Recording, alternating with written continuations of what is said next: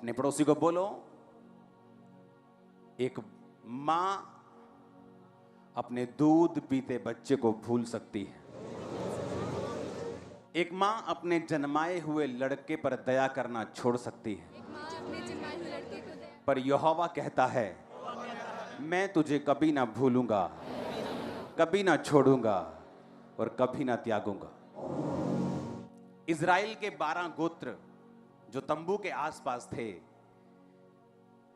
और लेवी गोत्र इज़राइलों के पहलौठे के बदले में परमेश्वर ने लेवी लिए थे, और जब दोनों के पहलौठों की गिनती की गई, बच्चों की और इस लेवी के पहलौठों की, तो दोनों कितने थे? 22,000। वो परमेश्वर जो लाखों लोगों की पॉपुलेशन को कंट्रोल कर रहा था, और हमें लगता है कि हमारी जिंदगी में वो कुछ चीजों को भूल रहा है। उसे मेरे वीजे से कोई मतलब नहीं, मैं गरीब हूं, परमेश्वर को कोई मतलब नहीं, मैं धक्के खा रहा हूं, मेंटली डिस्टर्ब हूं, परमेश्वर को कोई मतलब नहीं। परमेश्वर आपकी छोटी से छोटी चीज की परवाह भी करता है और उसमें शामिल भी होना चाहता है और आपको चंगा भी करना चाहता है। मैं आपको बता रहा हूं, मैं एक जगह प्रेयर कर रहा था, और जब मैं प्रेयर करने के लिए निकलूं थोड़ा सा, तो 2 चिड़ियां आए मेरे पास रियल में। तो चिड़ियां के चू चू चू चू चू चू चू चू चू चू, उनकी चू चू जो थी वो अच्छी वाली नहीं थी, वो बेचैनी वाली थी। मैं जानवरों के पास बहुत रहता हूँ, मेरे पास हर तरह के जानवर हैं, बकरी, भेड़, गाय, बैल, तोते, कबूतर, डक्स, मुर्गे, हर तरह के आप नाम ले लो, तीतर, चकोर, सब है मेरे पास। तो मेरे को उनका मालूम है, वो उनकी आवाज़ जो थी वो बड़ी खरवी वाली आवाज़ थी, उनको कुछ पसंद नहीं आ रहा था। तो मेरे को ये बात समझ आ गई थी कि यहाँ पर एक इनका घोंसला ज़रूर है, ये तभी मेरे पे चिल्ला रही हैं कि यहाँ पास मत आ, लेकिन वो दिख नहीं रहा था। मैंने सोचा शायद इसकी छत पे होगा या कहीं भी होगा। एक दिन जब मैं प्रेयर कर रहा था और मैंने पर्दे को खोला, तो बाहर से वो कुछ नहीं दिखता था, लेकिन अंदर से पर्दा खोला तो आप वीडियो देखो क्या दिखा मुझे।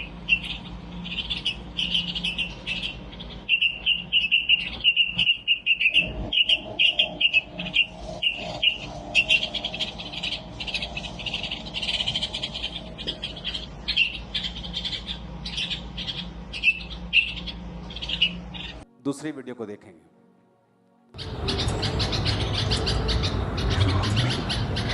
ये इसका डैडी है और सारा दिन ये यहीं रहते हैं अपने घोंसले की रखवाली करने के लिए और बच्चों को खिलाने के लिए, सारा दिन।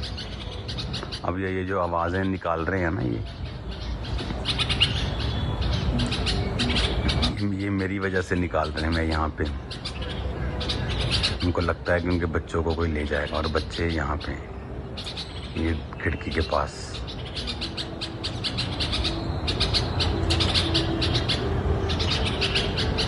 सुनो, जब पहले दिन मैंने इन चिड़ियों को वैसे ही नोटिस किया तो थोड़ी मोटी मोटी थी, और मैंने छोड़ दिया नोटिस करके। दूसरा दिन, तीसरा दिन, जब मैंने 6वें 7वें दिन इनको जब मैं चलता था वहाँ पे, तो ये आ जाती थी और चिर करने लगती थी।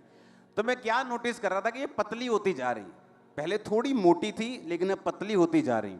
और ये नहीं कि एक माँ पतली हुई है कि बच्चे पैदा हुए अब माँ पतली हो गई, बाप भी साथ में पतला हो रहा था, माँ भी पतली हो रही थी। और जब मैंने रूम के अंदर से अचानक देखा कि ये बच्चे हैं, इसीलिए ये इतना ज़्यादा चिल्ला रहे थे, तो इमेजिन करो आप, एक जानवर अपने बच्चों को सुरक्षा देने के लिए और उनको खिलाने के लिए खुद पतला हो चुका। चुप, अगर मैं अभी भी आपको लेके जाऊं उस प्रार्थना के स्थान पे, अभी आ जाएंगी रात को चिड़िया, चिरचिर करने लगेगी। उनको खुद खाने का टाइम नहीं लग रहा, लेकिन अपने बच्चों को मैंने उनको खिलाते हुए चोंच के ऊपर, ऐसे बच्चे चोंच खोलते हैं और वो मुंह से डालती है अपने बच्चों के बीच। सुनो, परमेश्वर ने मुझसे बात की। परमेश्वर ने कहा, अगर एक जानवर अपने बच्चों के लिए कमजोर हो सकता है, उनको पालने के लिए इतनी चिंता कर सकता है, दिन रात उनकी रक्षा कर सकता है, तो जो तुम लोग परमेश्वर के लहू से खरीदे गए हो, वो तुम्हारे लिए क्या नहीं सोचता होगा। एक जानवर देखो, एक जानवर अपने बच्चों के लिए बेचैन हो रहे। हर टाइम जब मैं वहां पे जाता था तो वो चिर करते, दोनों ही हस्बैंड वाइफ मेरे पास आते थे। और पतले होते जा रहे थे। मैंने नोटिस तो किया पतले हो रहे, लेकिन रीजन समझ नहीं आ रहा था। और एक दिन जब रूम के अंदर से देखा तो इतनी जबरदस्त जगह पे उन्होंने अपना घोंसला बनाया कि बाहर से दिखता तक नहीं, और अंदर से वो दिखता था कि बच्चे हैं, और वो मुंह खोलते थे और मां उनको खाना खिलाती थी। और आज अभी भी अगर मैं रात को 12 बजे वहां चला जाऊंगा तो अभी भी चिरचिर करती दोनों हस्बैंड वाइफ आ जाए। एक जानवर अपने बच्चे के लिए क्या कर रहा है? आपको क्या लगता है परमेश्वर आपसे कितना प्यार करता हो? एक जानवर जिसको परमेश्वर ने बनाया है और अपनी आत्मा भी नहीं दी, शब्दों से बनाया है। जिस तरह टेंट बना है, लाइट बनी है, ये खंबा बना है, लोहा बना है, उसी तरह जानवर बने शब्दों से। इंसान शब्दों से नहीं बना, इंसान मिट्टी को गूंथ कर परमेश्वर की आत्मा की सांस से बना है। आमीन। तो जो परमेश्वर ने जिसको आत्मा तक नहीं दिया, उसको उसने कैसी बुद्धि दी है? जिसको उसने अपना आत्मा तक दे दिया, अपना एक लौता बेटा तक दे दिया, इमेजिन करो वो आपकी प्रार्थनाओं का उत्तर किस तरह से लेता होगा, किस तरह से देता होगा, आपको कितना प्यार करता होगा, किस तरह से आपकी केयर करता होगा। लेकिन मुश्किल यह है जब हमारी स्पिरिचुअल आईज बंद होती हैं। जिस तरह एक छोटा बच्चा अपने बाप के साथ जब गाड़ी में जाता है तो उसको बड़ी ललक होती है कि मैं भी अपने डैडी की तरह गाड़ी चलाऊंगा। वो हमेशा कहता है मुझे बिठा दो, मुझे गाड़ी चलानी है। लेकिन उसका बाप जानता है कि मैं इसकी एक्साइटमेंट के चक्कर में इसका नुकसान नहीं कर सकता। आपका पिता जानता है आपको कौन सी चीज कब देनी है। आप जल्दी करने के चक्कर में रोएंगे, चिल्लाएंगे, तो आपका बच्चा जितना मर्जी रोए या चिल्लाए, आप उसको गाड़ी चलाने के लिए नहीं देंगे, तारों से पंगा लेने नहीं देंगे, टीवी ठीक करने नहीं देंगे, आप उसे वो काम नहीं देंगे जो उसकी सेहत के लिए और उसकी जान के लिए हानि हो सकते हैं। तो परमेश्वर जो आपसे प्यार करता है, मैं आपको परमेश्वर की प्रेजेंस में बता रहा हूं, अगर परमेश्वर ने मेरी सारी प्रार्थनाओं के उत्तर दे दिए होते, आज मैं प्रचारक नहीं होता, क्रिश्चियन होता और बिजनेसमैन होता।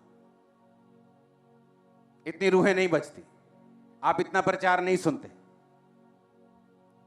परमेश्वर आपकी प्रार्थना का उत्तर देता है अपने बेस्ट, निश्चित, ठहराए हुए समय के ऊपर, ताकि आप भी ब्लेस हों और आपकी जनरेशन जो आने वाली है वो भी ब्लेस हो।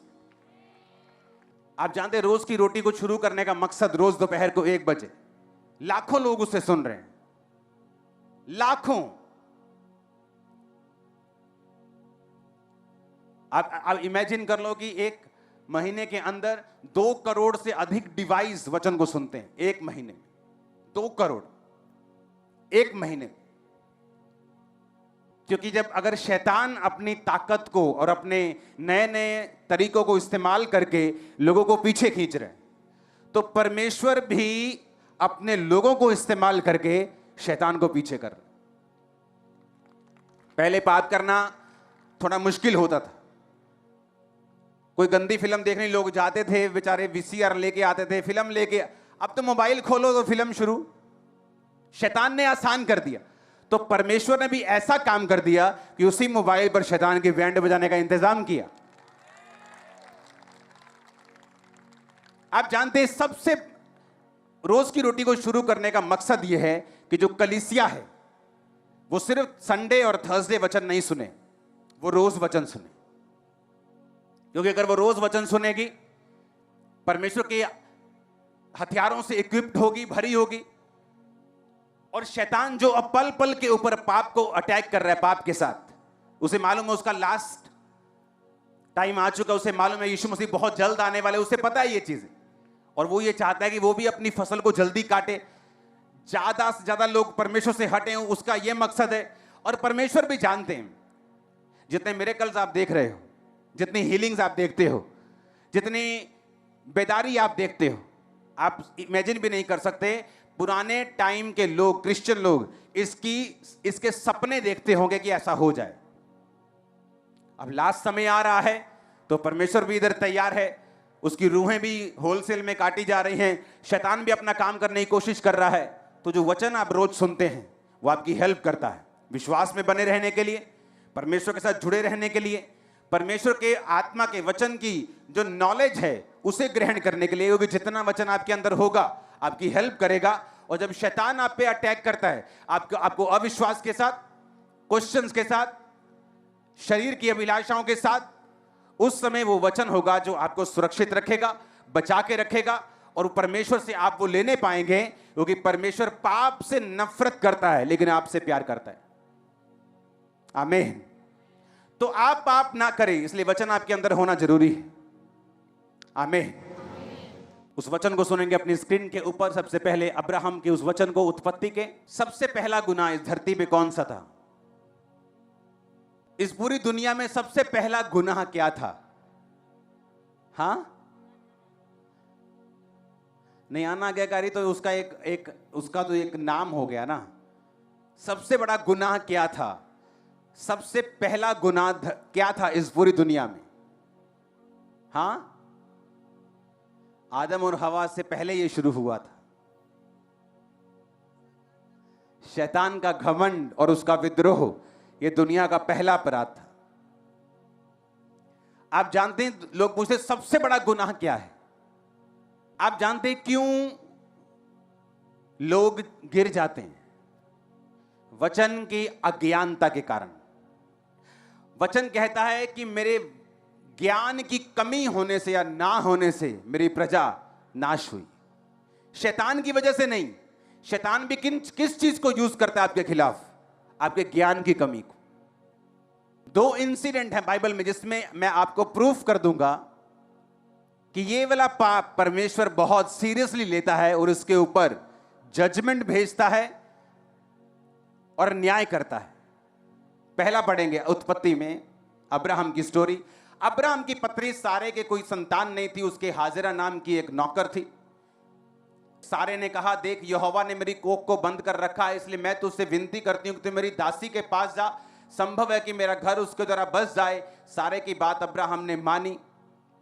इसलिए जब अब्राहम को कनान देश में रहते 10 वर्ष बीत चुके थे, उसकी पत्नी सारे ने अपनी मिस्री दासी हाजिरा को लेकर अपने पति अब्राहम को दिया कि वह उसकी पत्नी हो। उसकी दूसरी शादी हो रही है अब्राहम। वह हाजिरा के पास गया, वो गर्भवती हुई। जब उसने जाना कि वो गर्भवती है, वह अपनी स्वामिनी को तुच्छ दृष्टि से देखने लगी। हाँ, इसको बाद में पढ़ते हैं, उत्पत्ति 30 को। हम अब्राहम की स्टोरी जानते हैं कि अब्राहम के कोई संतान नहीं हुई सारे से, तो उसने कहा दूसरी पत्नी कर ले। पुराने टाइम में 1 से 2 से 3 से भी अधिक पत्नियां होती थी। अब नहीं है रूल। ये मत सोचना कि तुम जाओगे और दूसरी, तीसरी, चौथी, कैंसल सारे प्लान शैतान के। आमीन। तो पुराने टाइम में लोगों की 1 से अधिक पत्नियां होती थी, धरती खाली थी, परमेश्वर की प्लान था उसको भरने का। तो बाइबल कहती है जैसे ही अब्राहम की दूसरी पत्नी पेट से हुई, वो सारा को तुच्छ दृष्टि से देखने लगी, उसको छोटा समझने लगी। आगे क्या हुआ? सारा उसको दुख देने लगी, वो भाग गई। जब भाग गई तो यहोवा ने कहा, कहां से आई है तू? उसको आवाज आई प्रभु की। उसने कहा, मैं अपने स्वामी के घर से भाग आई हूं। तो परमेश्वर ने कहा, तेरे पेट में जो बच्चा है मैं उसको ब्लेस करूंगा, उसमें से प्रधान पैदा होंगे। जा अपनी स्वामिनी के पास वापिस और उसके वश में बनी रह। वापिस चली गई। बच्चा हुआ, इस्माइल बेटा हो गया। बेटा बड़ा हो गया। उसके बाद परमेश्वर ने अब्राहम और सारा की भी सुधि ली और सारा को भी परमेश्वर ने बेटा दिया, इसहाक। जब इसहाक का दूध छुड़ाया गया तो ये इजराइलियों में पुराने टाइम में ये परंपरा थी कि दूध छुड़ाने का टाइम 9 साल, 8 साल तक भी, 7 साल तक भी बच्चे दूध मां का पीते थे। 3 साल तक कम से कम पीते थे। जब तक उनके दूध वाले दांत नहीं आते थे, बच्चे मां का दूध पीते थे। अब जब इमेजिन करते 3 साल, चलो मान लो हम उम्र लगाते हैं कि इसहाक की उम्र 3 साल की थी जब दूध छुड़ाया गया और पार्टी की गई। उस पार्टी में सारे शामिल हुए और जो मिस्री हाजिरा का बेटा था इस्माइल, बाइबल कहती है वो इसहाक के साथ ठट्ठा, मजाक और शैतानी हंसी कर रहा, मजाक कर रहा था उसके साथ, गलत रीति से, यानी उसको मारने की रीति से या उसको नुकसान पहुंचाने की रीति से। सारा ने दूर से देखा, क्योंकि आप मजाक समझते हैं, कोई बड़ा भाई छोटे भाई के साथ मजाक करे, आप समझते हैं उससे प्यार कर रहा है, लेकिन वो प्यार वाला मजाक नहीं था। आप मेरी बात समझ रहे कि नहीं? वो ठट्ठा, वो ताने, वो कुछ ऐसा मजाक था जो सारा को मतलब समझ आ गया कि ये बंदा, ये बच्चा, ये मेरे बच्चे के लिए, इजहाक के लिए अच्छी इंटेंशंस नहीं रखता। तो सारा ने पता क्या कहा अब्राहम को कि इस नौकरानी को और तेरे बेटे को अभी घर से निकाल। अब्राहम को बात बुरी लगी, उसे लगा कि ये शारीरिक है ये सारा। लेकिन जब अब्राहम परमेश्वर की हुजूरी में गया तो परमेश्वर ने कहा अब्राहम, जो कुछ सारा कहती है उसे मान। और उसे उस बेटे को और उसकी नौकरानी हाजिरा को घर से निकालना पड़ा। समझ आ गई इतनी बात? अब वो अलग हो गए, अब्राहम सारा अलग हो गए। सबको जय मसीह की। मैं जतिन बब्बर और आप देख रहे हैं मसीह परिवार चैनल। जैसे कि आप सब जानते हैं कि मैं इस चैनल पे प्रभु के अलग अलग दासों की वीडियोस डालता हूं, तो अगर आपको हमारा चैनल अच्छा लगता है तो आप इस चैनल को ज़्यादा से ज़्यादा सब्सक्राइब जरूर करें, ताकि आप प्रभु के वचन को सुन सके। वीडियोस को ज़्यादा से ज़्यादा शेयर करें ताकि जिन लोगों तक वचन नहीं पहुंचा उन तक भी वचन पहुंच सके। सबको जय मसीह की। एक बार मैं आपसे दोबारा कहूँगा कि इस चैनल को सब्सक्राइब जरूर करें और वीडियोस को ज़्यादा से ज़्यादा शेयर करें। जय मसीह की।